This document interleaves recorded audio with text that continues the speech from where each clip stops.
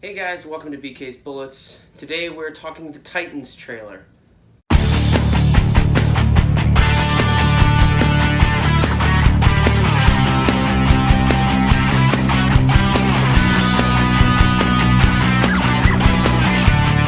your host, Brent. As you can see, we are no longer on the road. We are back at home in the man cave for regular BK's Bullets with a nice tripod setup, all that good stuff. So, San Diego Comic-Con has come, and it is ending today. Today's Sunday. I'm doing a whole bunch of these, so you will see them post.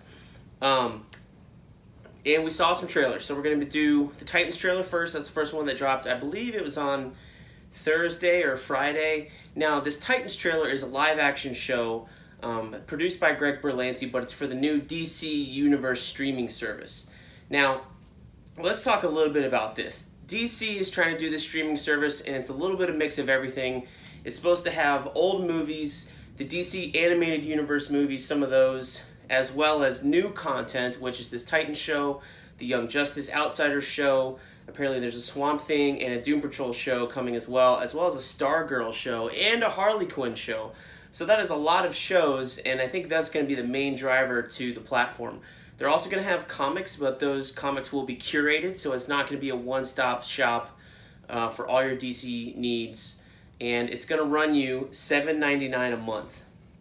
Now, being the huge comics fan I am, the comic stuff is intriguing, except when I found out that it's curated. So chances are I've already read all of the stuff that's going to be curated for me. So that's out. So my interest is out. Old TV shows, that stuff's been on Netflix. I'm sure it will continue to be on Netflix as well until the licensed stuff expires, and then maybe they'll collate it all into the DC Universe app. So the only thing that's really left is, like, movies, all the animated movies. I buy those on Blu-ray. I love buying them. I love having them to collect and stuff like that. So I'll still continue to get those, most likely. Now, so that leaves the shows. So the first show that we are getting is this Titans show.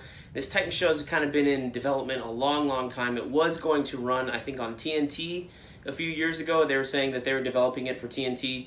And then the last couple of months, we've seen set photo leaks and stuff like that of everybody in their costumes. And it's not been inspiring. The first thing we did see was Robin in his costume. There was like a shot of him just like from his chest up, kind of a bust shot.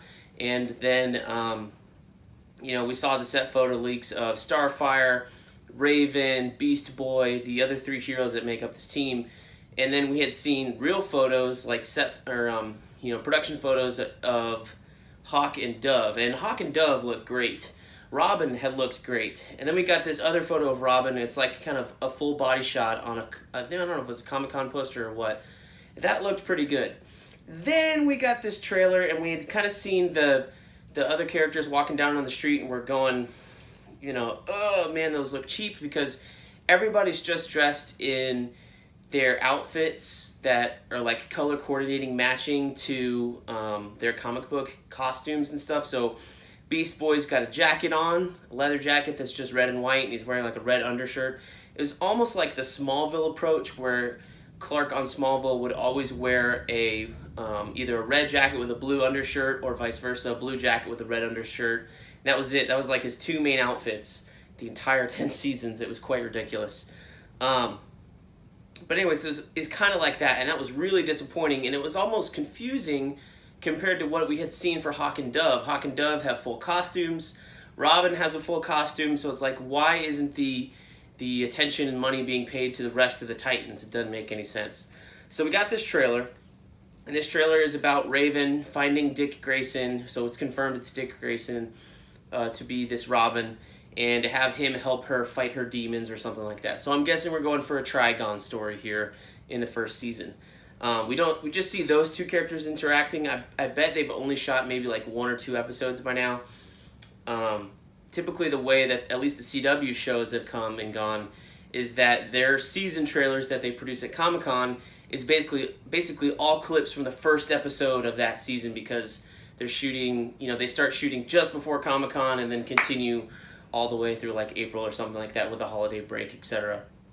So anyway, so not a lot of this Titan show has been shot, so there isn't a lot to show, most likely. So that is unfortunate that we get this first look, this trailer, and it looks to be really lackluster and really, I saw it online called grimdark, which is that term for the 80s comic books like Watchmen, Dark Knight Returns, any of the Zack Snyder movies from the DC Universe, DCEU, etc.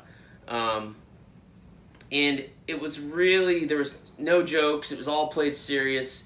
And I think the thing that turned me off the most is that Robin is beating a bunch of these guys in this alleyway and stuff. He's saving somebody, and he's like, it's Batman's sidekick or something like that.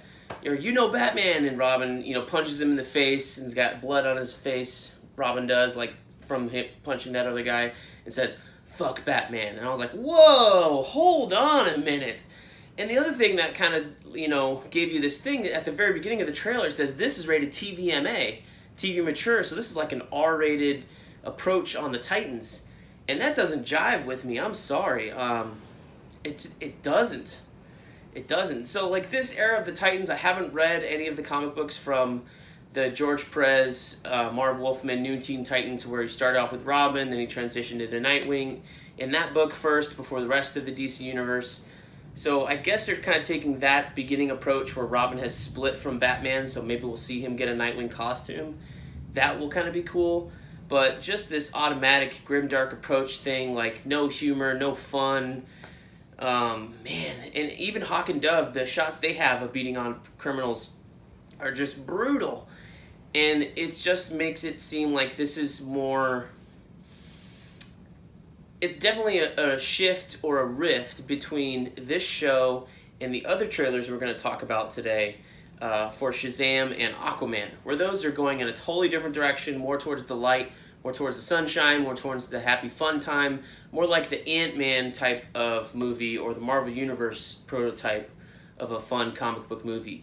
Whereas this Titan show seems to be going more like Vampire Diaries, if you watch that on the CW, or Black Lightning. Well, Black Lightning is very good. It does have some humor, but it's definitely going more like the Arrow first season route, as opposed to Arrow now, which is a little lighter, a little more fun, that kind of tone. Even though it dances on that line a little bit, mostly leaning towards like the grimdark side of it, than the Flash, tone side of it. So I'm not sold on this Titans show. I'm not sold on the streaming service.